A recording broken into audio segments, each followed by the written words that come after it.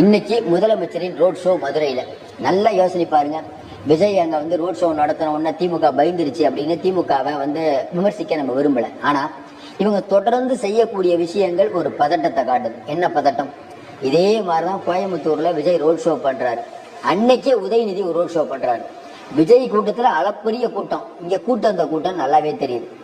இன்னைக்கு 25 வருஷத்துக்கு 48 வருஷத்துக்கு பிறகு மதுரையில பொதுக்குழு கூட வேண்டிய அவசியம் என்ன? ஏன்னா சொல்லிக்கலாம், தென் மாவட்டத்துல கட்சியை பலப்படுத்தணும், என்ன வேணா சொல்லிக்கலாம், அது கரெக்டும் கூட. ஆனாலும் விஜயை பார்த்து மிரடுறாங்கிற விமர்சனம் வந்தே தீரும். அதையும் தாண்டி இன்னொன்னு என்ன, இன்னைக்கு சாதாரணமா என்ன நினைக்கிறோம், விஜய் அவர்கள் ஒண்ணு வேணா பரந்தூருக்கு அவர் போறாரு, ஒன்னு வேங்காய வயல்ல போறாருன்னு தெரிஞ்சு அந்த கேஸை உடனே க்ளோஸ் பண்றீங்க.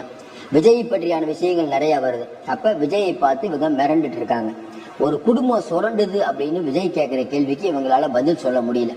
இந்த விஜய்க்கு இருக்கக்கூடிய ஆதரவு அப்படிங்கறத வரக்கூடிய தேர்தலில் நம்மளுடைய வெற்றி வாய்ப்பை பாதிக்கணும் திமுக உறுதியா நம்புறாங்க.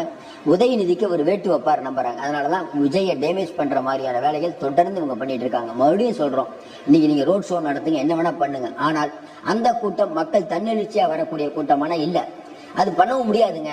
அதனால திமுகவுக்கு இது தெரியும். இப்ப பாருங்க, வீடியோ எல்லாம் வரப்போகுது. திமுக